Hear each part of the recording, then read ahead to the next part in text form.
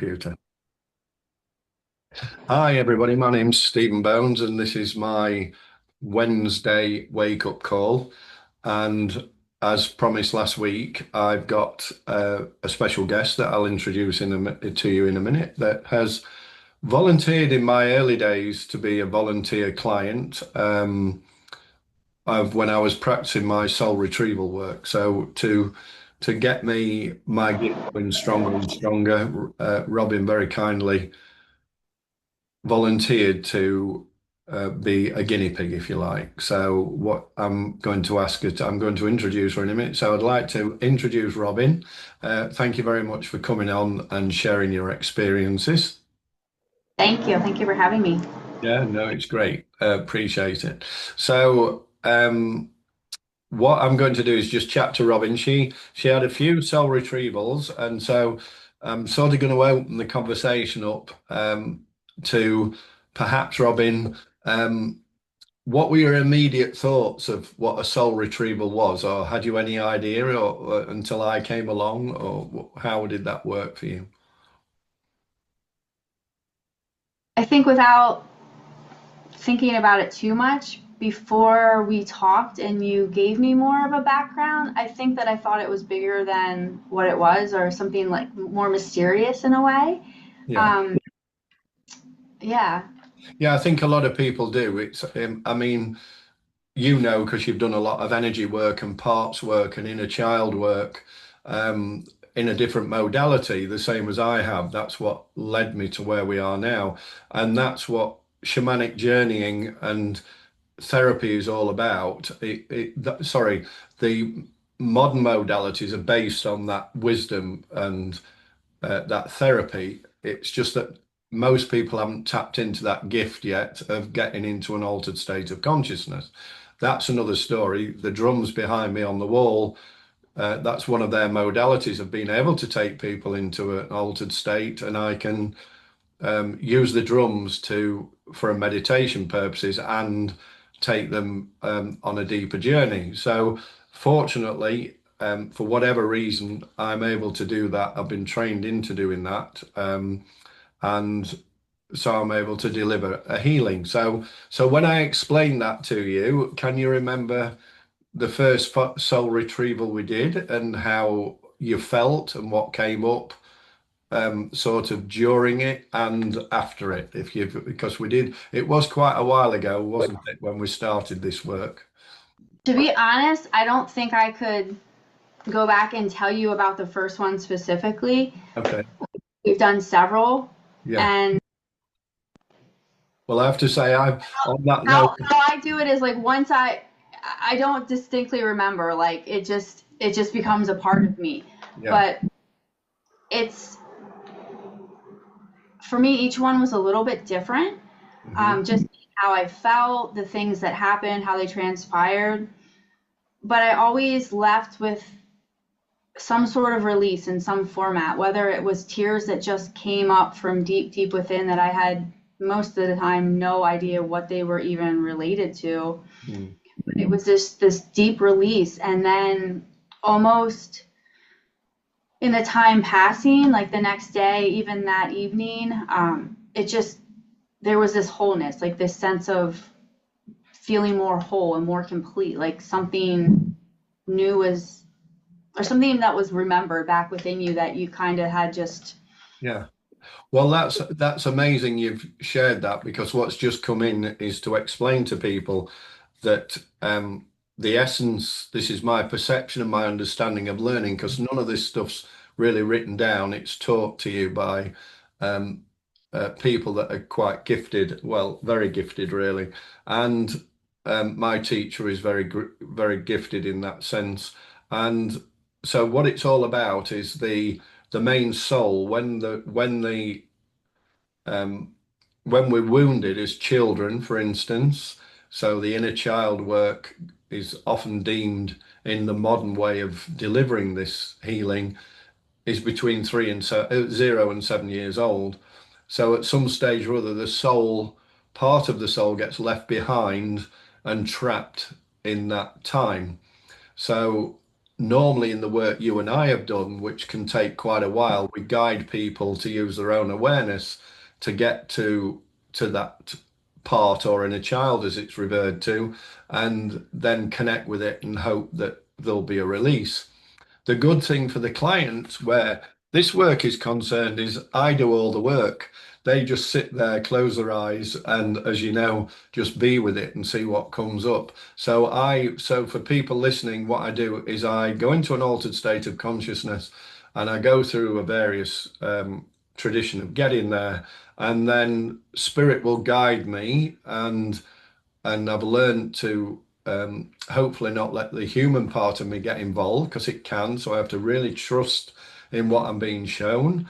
And then I go along the path to find that part of the soul that's been severed off, or it's not, sorry, not being severed off, it's been left behind.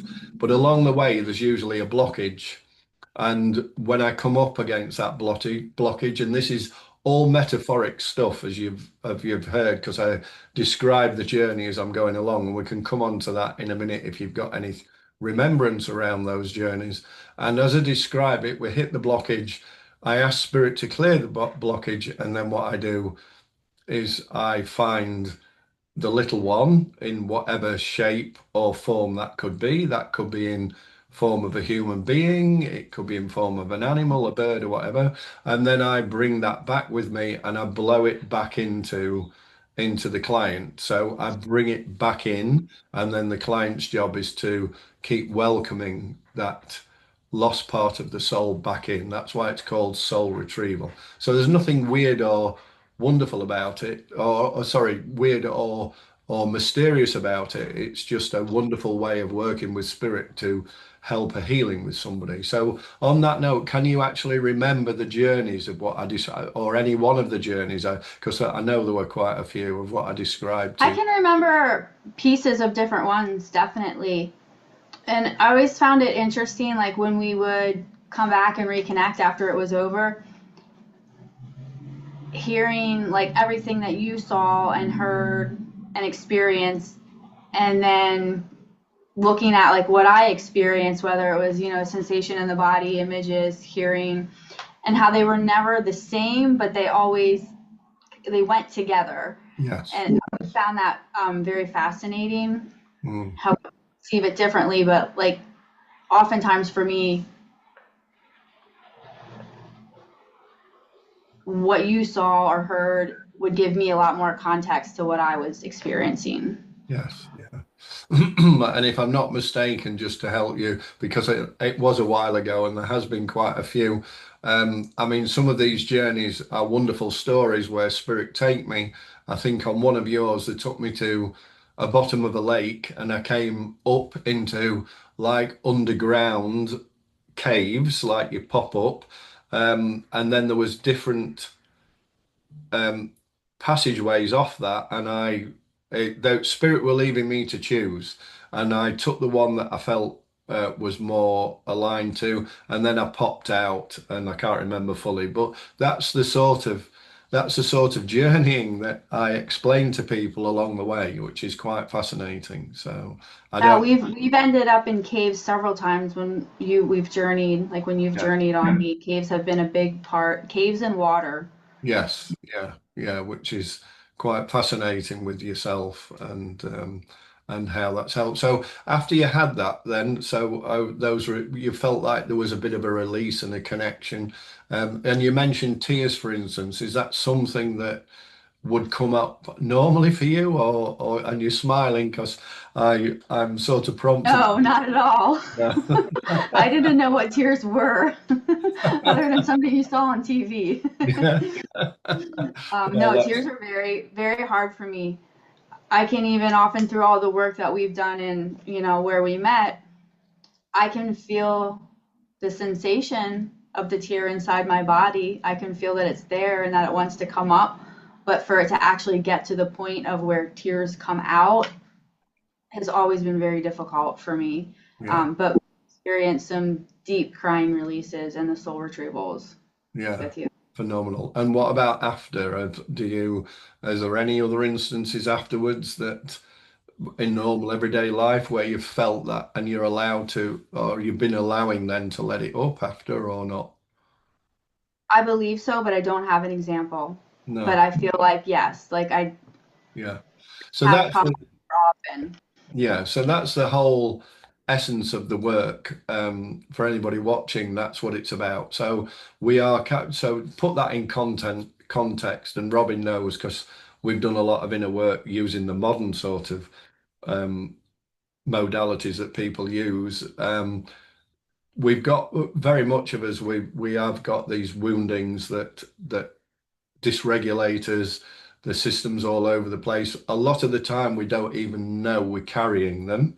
And it's quite interesting when I do a lot of soul retrieval work. I've had 6 clients over the weekend that I work with and did some work on them. One or two of them didn't even, when we'd done the retrieval, it all made sense to them after once we unpicked the journey, but they didn't even know they were carrying that wounding, which was absolutely fascinating for me. And I get an amazing feeling of delivering a healing to somebody, and I can feel this amazing loving connection with people as well, which is for me is fantastic because you know my journey.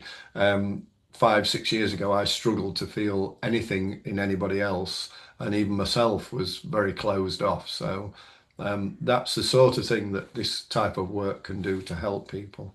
So, And so I do know for sure. I have two things that I do know very clearly, like that the soul retrieval helps with. If you're interested in hearing. yeah, yeah, you carry on. Love it. One, the one time we did a soul retrieval around water and a fear of water, Ah, yes. and I was always afraid of water. I don't like I never had a strong feeling why, but I always had this like fear of water, and I would just say, and I don't even know if I actually remember this or if it was kind of told to me. I'm not even sure, but like I feel like I almost drowned when I was really young at the ocean, and I just never, Mm. as an adult, like I don't like to go in the water. And we did a soul retrieval around that, and I can't remember the exact details of like the soul retrieval itself, Mm. but I had gone to the beach then just a couple weekends after that with friends, and oftentimes when I go to the beach I just stay on the sand. I don't ever go in the water past like my ankles. And I noticed like I let myself go out up until about my waist, and I Wow. didn't, I wasn't jumping in, diving into the water, but I was feeling okay. I wasn't feeling stressed and anxious about it. So that was very clear to me. Like I felt like that was a very strong, like clear connection that it definitely helped with something. Wow. So that was pretty big. And also a couple of them that we did, at least one, I think more, were things being brought back into my heart that the main focus was like self-love, Yes. and back pieces of that. And that's been something I've been working on in various ways, but I definitely feel like the soul retrieval was huge in that because I feel like even in the last couple months, I've made big strides in that department. Wow. Yeah, wow, thanks for sharing that. I mean, I wasn't aware of the ocean bit. For anybody listening, Robin and I, we do know each other, and that's how she was very kind enough to put herself, trust me, and put herself in my hands to work within her energy of what I was doing. And I didn't realize that that was a result of the ocean. I knew about the self-love thing because I could feel it in you when we connected. I knew something had shifted, and that's quite amazing. So yeah, thanks for sharing that. It's quite amazing what the healing does, and it helps me and validates for me that I'm delivering the right thing for people. And yeah, it's and there was 6 people over the weekend that I worked with, just a short demonstration, and they all got something from it. And the thing about it is, it's not like waving fairy dust over people, and all of a sudden they're going to walk away and feel amazing. It's just a slow increment that something moves. And my understanding of talking to people, and I've had my own as well, where you just get there's like a shift, a difference. And then and I'll give you an example, funnily enough, that's just come in. I was sort of feeling into, I knew something had happened. I've always had quite a fear of heights, and I did a retrieval on that on myself because I'm able to play with that, and I did. And I never thought any more about it. And then about 3 months later, I was up a tree here in my back garden. It needed pruning. So this was I sort of did it before Christmas last year, and then the pruning I think was just at the back end of winter. And I suddenly realised I was up in this tree, looking down and not getting that. And all right, it was a tight tree, and I knew I was safe because I was well. But I knew when I looked down through the branches as I was cutting them, I suddenly realized that I didn't have that fear again. If I go up a ladder, I'm still like, oh, okay, I'm aware of it. But again, when I look down, I'm not getting that fear that I used to get. So it's quite fascinating how these things help. But I have got, obviously, that's the thing about it. I can't bring clients on here because it's quite confidential and personal for people. But um, when I work with clients on a regular basis, the shift is quite amazing. And that's why you've helped come on here and validate the work I do on that basis, because it's the only way I could try and get some validation from that. Some people have given me reviews on Google, but it's me trying to deliver to people of what they can actually benefit from it. So I really appreciate Yeah. And I think your description of it being like subtle work and subtle results is just like key. it. Yeah. Things are definitely changing, but it's not always this like drastic where you can pinpoint the two, but Mm. over time you look back and you can see the difference, and Yeah. you just know that it is part of it. Yeah. And hey, you and I both know we've seen people that have had huge shifts and boom and everything's sort of happened at once. And but I personally feel when I feel their energy that they go through a lot of pain to get to that. And that's the whole thing about a soul retrieval. It's I do the work, and all right, you might experience a bit of sadness or something like that, and then something begins to move. It might be tears or could even be joy or whatever comes up. But then all of a sudden you just notice that subtle difference, and that's really what healing's about, and that's what it's all about. And again, that was the point of this call, so people don't have a fear around it, because I know people do, and there's no need to fear about it. The mind sort of takes over and says, "Oh no, no," and has a resistance, as you know. So thank you for sharing. Appreciate it.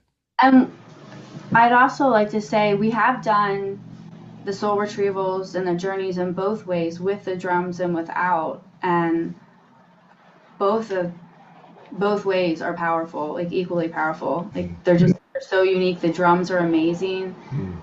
You just feel them connecting into your body.